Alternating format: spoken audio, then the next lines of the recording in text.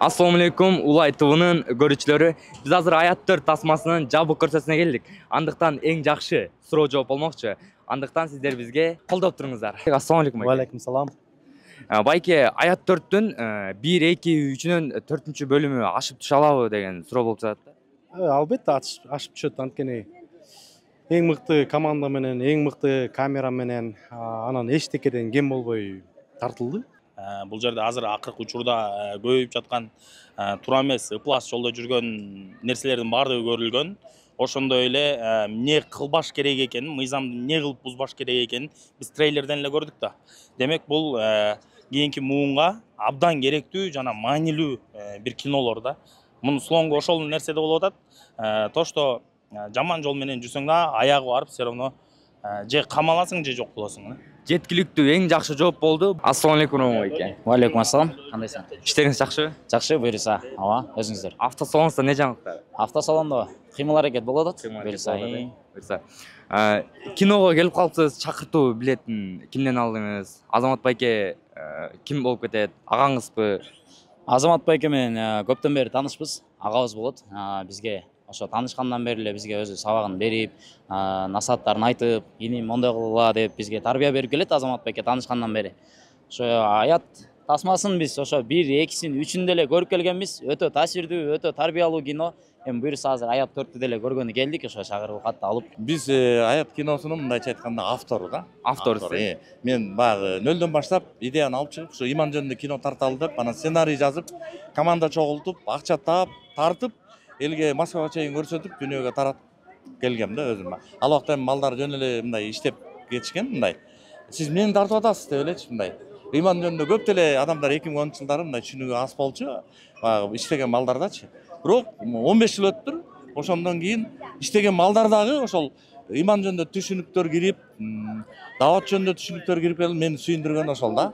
Баягы биринчи баштаганда максат аягына максатка жетиптир депчи. Ассаламу алейкум достор, биз азыр Аят 4 тасмасындагы баш каармандардын бири Эрбол Русланов. Эрбол Русланов байке. Сиз бул ролго даярданып жатып, өзүңүз жөнүндө жаңы нерселерди биле алдыңызбы? Ооба. Бокстагы бир аз техникаларды үйрөндүк. Анан кичине мындай мүнөздөрдү өзгөрттүк.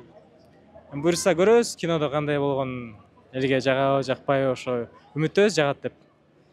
Сиздин бул кинодогу баш каарманга 3 мүнөздү айта кетсеңиз байке. 3 мүнөз. 3 мүнөз. Өтө сабырдуу, кээде керсейген, анан терең ойлуу. Кандайсыз Доор байке? Жакшы. Ден соолуктарыңыз, маанайыңыз. Жакшы, буйруса. Эң жакшы деңгээлде. Доор байке, Аят 3дөбү, 2дөбү сиз саундтрек аткаргансыз? Экөөнтө тең. Экөөнтө тең. Бул 4-чүсүндө аткардыңызбы? 4-сүндө аткардык, буйруса кинодон да угасыздар. Кинонун ортосунда мен саундтрегин баштан аяк жаңырат деген сөз беришти. Ассаламу алейкум достор, биздин жаныбызда баарыбызга белгилүү болгон автосалондордун номер 1-чи Баха автосалону. Ассаламу алейкум, молодежь. Кандай өкөм? Жакшы аке, өзүңүз. Сонун, өзүңөрчү. Өзү жакшы аке. Автосалон жумуштарыңыз кандай болду? Киного келип калыпсыз. Алхамдулилля, жумуштарыбыз Кудайга шүгүр, баары иштеп атат. 5 жак ачып койдук. 5 жакта тең эле жүрүп атат азыр, Кудайга шүгүр. Иншалла, ушул сабырсыздык менен күтүп аткан кинобузга көргөнү келдик. Негизи бул кинону биз көптөн бери күтүп атабыз. Агабыз деле зыярат кылып келет биз жака, Азамат агабыз. Анан биз келебиз зыярат кылып дегендей мына. Азамат байке менен көптөн бери таанышсыз, кандай таанышыгыңыз бар? Сөзүнүн ачыгын айтканда мен жаш кезимден кинону көрүп, ушуна тааныгам укам. Мындай поживой болсо, кол алышып таанышканыбызга 1 жыл болду ровно. Мен Бишкекке ачтым го автосалон. Ушул маалдан бери агабыз менен таанышып, өткөндө бир контент тартып чыгарып койсок, Баха Аят 4-тө ойнойбу экен деп бир интрига алдык да. Бирок ушундан бери таанышпыз. 1 жыл болду ровно укам. Живой таанышканыбызга. Достор, бул жакта Аят 4 киносунда аукцион жүрүп жатат. Эң башкы белек умрага сертификат берилмекчи. Мындай жабык көрсөтүү болуп көргөн эмес. Кинодон кийинки маанайлар кандай экен? Главный актер болгондон кийинки. Жакшы, өтө сонун, өтө рахмат. Өлө прям эмоции переполняют. Эки жолу ыйладым. Бул кинонун өзгөчөлүк жактарын айта кетсеңиз элдерге. Өзгөчөлүк жактары эми анткени өткөндө 400 кишиге атайын коюп көрдүк. Буга чейин мисалы ойлогон баягы автор катары ойлоносуң, бул жерден элдер ушундай бир мындай сезимдер болуш керек, ар кандай сезимдер болуш керек деп сценарийге коюп чыккан жерлер өткөндө иштеди да, ар бир койгон максатыбызга жеттик. Элдер ушундай жакшы таасир алып чыкты да. Эң акыркы суроо, бул кинодогу Алинин үч белгилүү мүнөзүн айта кетсеңиз. Белгилүү өзүңүзгө жаккан мүнөз. 3 мүнөз. Эми мындай чечкиндүү, Алла Тааладан корккон, жана ошондой эле адилеттүү Айкөл. Чоң рахмат байке. Бул кинонун режиссеру Азамат Байкенин тааныш болуп кетесизби или дос болуп кетесизби? Азамат байкебизден биз үлгү алабыз дайым. Бизди иним деп дайым бизге туура багытты, туура жолду көргөзүп жүрөт. Ошондуктан бүгүн да келип колдоо иретинде киносун колдоп кетели деп келип калдык. Киносун колдойсуз. Көрөрмандарга сунуштайсыз. Көрөрмандардын бардыгына сунуштайм. Келиңиздер, балдарыңыздарды ала келиңиздер. Азыр ата эне деген мындай баласына да убакыт көргөзбөй калбадыбы? Бул киного алып келсеңиздер, бул жерде жок дегенде тарбия алып, анан кетчү кинода. Тарбиялык мааниси өтө терең. Силерге да Алла ыраазы болсун, чоң рахмат. Сизге да чоң рахмат Али байке. Эми мындай тартылышы, баягы анын актерлордун аткарышы абдан өстү да. 2010 жылда биз баштаганда кино деле жок болчу башка. Кинотеатр деле жок болчу көргөзө турганчы. Бирок андан бери аябай өстү алдарчы. Тартуу укмуш аябай сон деңгээлге чыгыптыр да, мен көрүп атпайм кинолорду. Бул деле менимче абдан мыкты кинолордун бири болуп калат деген жакшы оюм бар да. Аят 4 тасмасы 1-2, 3 сезондон ашып түшө алабы? Аят 4 тасмасыбы? Менин оюмча трейлерлерин көрүп келатам. Аят 2-синен, 3-нөн, 1-нен баштап Аят 4 ашат деп ойлойм. Аят 4 ашат.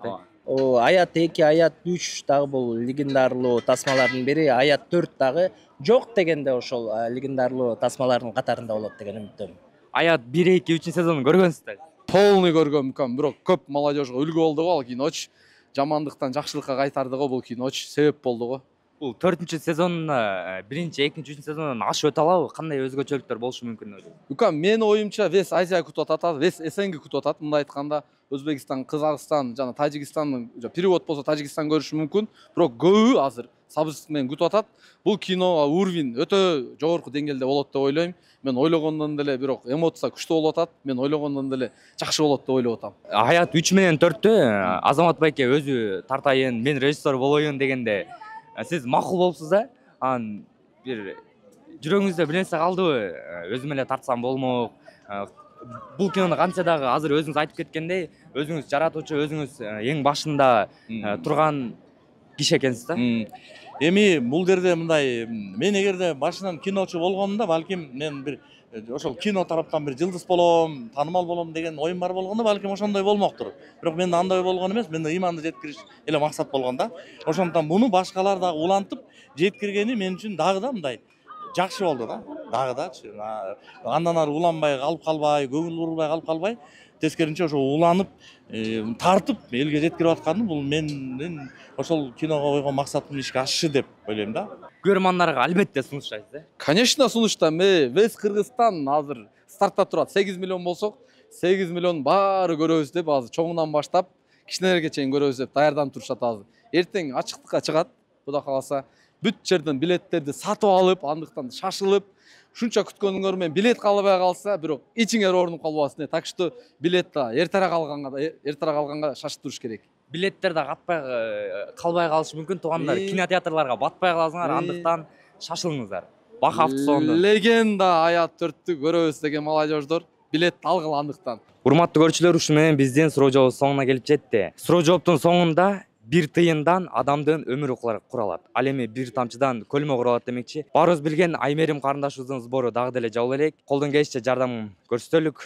Астына реквизиттерди калтырып кетебиз.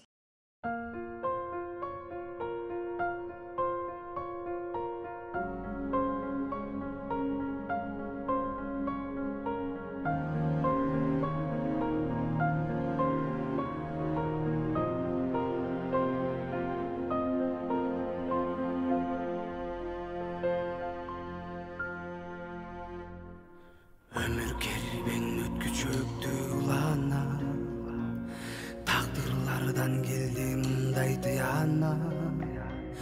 Hayal orup жаткан кезде төшөктө, жарыгандай экендиги сынала.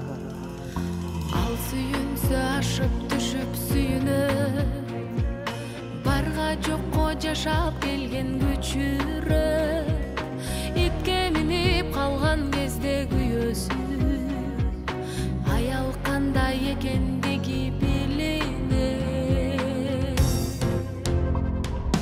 Бирде күлүп, бирде ыйлап арманда, биз жашайбыз 6 күндүк жалганда. Адам кандай экендиги билинет, жаратканын башкасын салганда, эй, жаратканын башкасын салганда. Адам күчтүү дене бойдо сын барда, жаштык калат жалындаган жылдарда. Бала кандай экендиги билинет, ата эне алдан тайып турганда. Бир карында бир уяда жатышкан, эй, биринин балдай сүтүн татышкан. Бир туугандын анык жүзү көрүнөт, мурас бөлсө ата өлүп капыстан. Бирде күлүп, бирде ыйлап арманда, биз жашайбыз 6 күндүк жалганда. Адам кандай экендиги билинет, жаратканын башкасын салганда, эй, жаратканын башкасын салганда.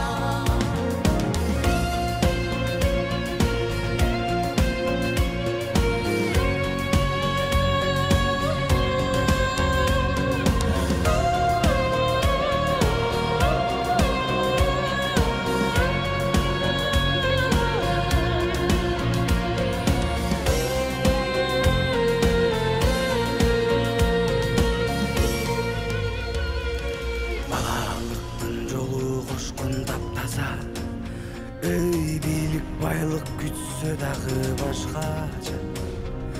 Досын алган учур келет бир күнү, кара булут кайгы салып каптаса. Мен дегендер чаң будуңда калышкан, эй, мезгил күлүк барын жеңген жарышта. Кимдин кандай экендиги билинет, укуругун салсасын